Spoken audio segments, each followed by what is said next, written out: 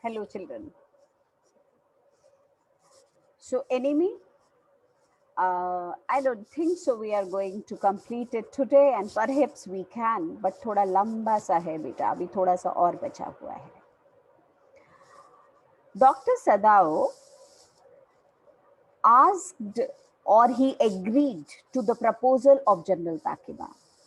Doctor Sadao general Takima के proposal से agree कर जाते हैं और वो ये मान जाते हैं कि उनके घर असैसिन्स को भेज दिया जाएगा.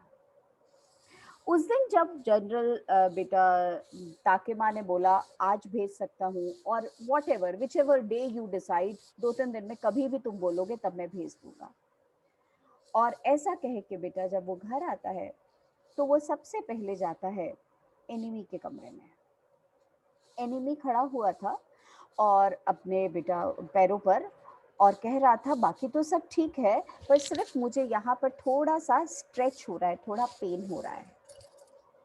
तो बेटा डॉक्टर सदाऊ ही फॉरगॉट एवरीथिंग, सब कुछ भूल गए कि अभी इसकी डेथ की बात करके आ रहा हूँ या क्या, सब कुछ भूल जाते हैं और उसको बोलते हैं, कहते हैं oh is that so, I thought that exercise will do it, exercise से ये सर्जरी का जो निशान है, जो पेन है वो चला जाएगा, लेटू लेटू मुझे देखना है. और उसको देखता है बेटा और कहता है no no it will go with the massage, थोड़ा सा करने से ठीक हो जाएगा. आज वो लड़का टॉम बोलता है डॉक्टर सदाओ को that I am sure I should thank you, मुझे आपको थैंक यू कहना चाहिए. और बेटा उससे बोलता है अगर सारे जापानीज आपके जैसे होते तो ये वॉर नहीं होती. डॉक्टर सदाओ कुछ बोल नहीं पाए, सिर्फ इतना बोलते हैं don't thank me so early, इतनी जल्दी मुझे थैंक यू मत बोलो. क्यों? क्योंकि वो बात करके आए थे उसकी किलिंग की. बेटा बाहर आते हैं, हाना इतनी मॉडर्न है पर फिर भी ट्रेडिशनल वैल्यूज फॉलो करती है. हस्बैंड के साथ में बैठ के खाना नहीं खिला रही थी उसको, पहले खाना खिलाती है बाद में खुद खाती होती है. तो बेटा बोलती है उसको आज यूमी आई थी, बहुत रो रही थी, वही बच्चों को संभालने वाली आया. डॉक्टर सदाओ कहते हैं हाँ 2-3 दिन में सब ठीक हो जाएगा. बताते नहीं है कि क्या ठीक हो जाएगा, कैसे ठीक हो जाएगा, पर ये जरूर बोलते हैं 2-3 दिन में सब ठीक हो जाएगा. और बेटा ऐसा कह करके रात होती है. रात को डॉक्टर सदाओ सोने के लिए जाते हैं पर उन्हें नींद नहीं आती. सारी रात उनके दिमाग में यही होता है कि असैसियंस आ जाएंगे और एनिमी को मारेंगे. तो बेटा जब उन्हें ये पता है तो नींद आती कैसे.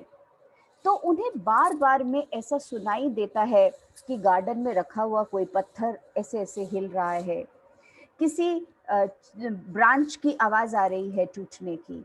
ऐसे उन्हें सारी रात महसूस होता है कोई आया है, समथिंग लाइक दैट. अगले दिन सुबह सबसे पहले एनिमी के कमरे में जाते हैं ये देखने के लिए कि वो मर चुका है कि जिंदा है, और अगर मर चुका होगा तो जाकर के डायरेक्ट मैं बता दूंगा हाना को. पर बेटा दरवाजा खोलते हैं, कमरे के अंदर जाते हैं तो वो तो लड़का सो रहा था. और बेटा बाहर निकल के आते हैं तो हाना खड़ी हुई थी. तो हाना से कहते हैं अब इसकी तबीयत ठीक है जो ये आराम से सो रहा है.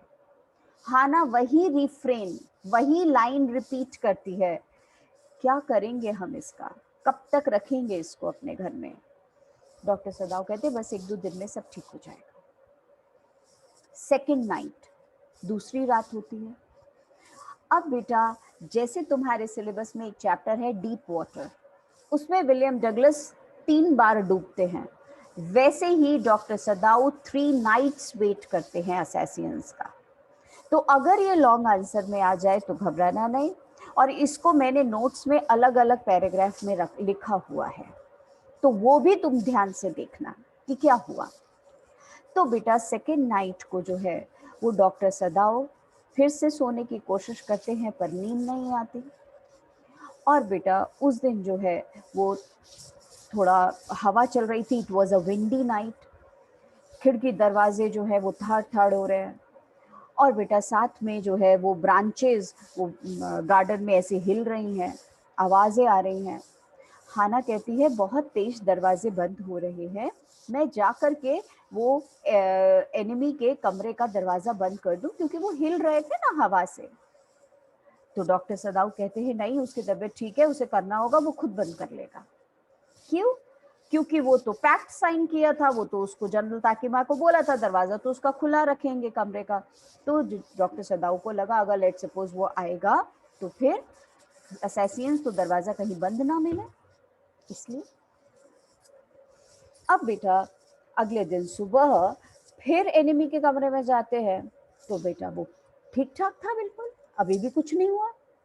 डॉक्टर सदाऊ सोचते शायद जनरल ताकिमा आज भेज देंगे, 2 दिन तो हो गए, अब आज भेज देंगे शायद। तो थर्ड नाइट को बारिश हो रही थी, तो थर्ड नाइट को बेटा छत पे से भी ऐसे गार्डन में पानी गिर रहा है और वैसे भी पानी जो है वो गार्डन में बह रहा है, आवाज हो रही है। पर डॉक्टर सदाऊ चूंकि 2 रात से सोए नहीं थे तो उनको बहुत तेज नींद आ जाती है और वो सो जाते हैं। पर in the middle of the night, रात के बीच में इतनी तेज क्रैशिंग साउंड आती है, किसी चीज के गिरने की आवाज आती है कि वो उठ जाते हैं। और बेटा हाना भी उठ जाती है और बच्चा भी उठ के रोने लग जाता है। और अब तो पक्का विश्वास हो गया डॉक्टर सदाऊ का कि आ गए असैसियंस और उसको मार दिया। हाना जैसे ही उठती है, घर में से आवाज आई है, तो बेटा नेचुरल रिएक्शन होता है घर में जाके तो देखें आवाज कैसे आई। और she was about to go out, but doctor Sadao held her hand, उसका हाथ पकड़ लेते हैं।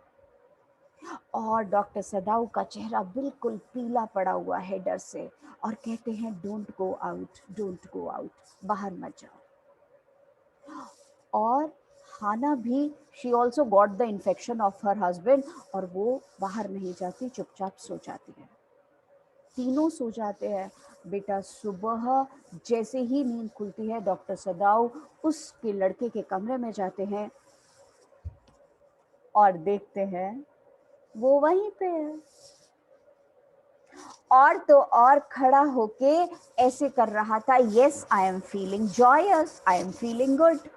उसने एक दिन पहले रेजर मांगा था, वो सारा का सारा दाढ़ी वाड़ी भी अपनी शेव कर ली थी, और पिंक पिंक से उसके बेटा गाल दिखाई दे रहे हैं। वो पिंक गालों का मतलब अब उसकी हेल्थ भी थोड़ी ठीक हो रही है, ब्लड भी फॉर्मेशन हो गया है, तो बेटा वो खुश होके खड़ा हुआ था। And doctor Sadao was so tired, इतना थके हुए थे बेटा वो, क्योंकि एक तो टेंशन और ऊपर से रात को सो नहीं पा रहे। उन्होंने वो अपना गाउन जो है टाई किया, कमरे के अंदर गए और उस लड़के से कहते हैं डिसाइड कर लेते हैं बेटा तब की तब कि इसको अब घर में नहीं रखना। और उससे जाकर के बोलते हैं आई थिंक तुम्हारे में अब इतना स्ट्रेंथ है कि अगर मैं तुम्हें अपनी पर्सनल बोट दूं तो ये जो मेरे घर के सामने समुद्र में आइलैंड दिखाई देता है, तुम वहां तक वो बोट खुद चला के जा सकते हो। टॉम वॉज कंफ्यूज, वो यूं करके देखता है, कहता है you think I should. Doctor Seward कहते हैं यस, अब ये बात छुपी हुई नहीं है कि तुम मेरे घर में रह रहे हो, it is better you should go.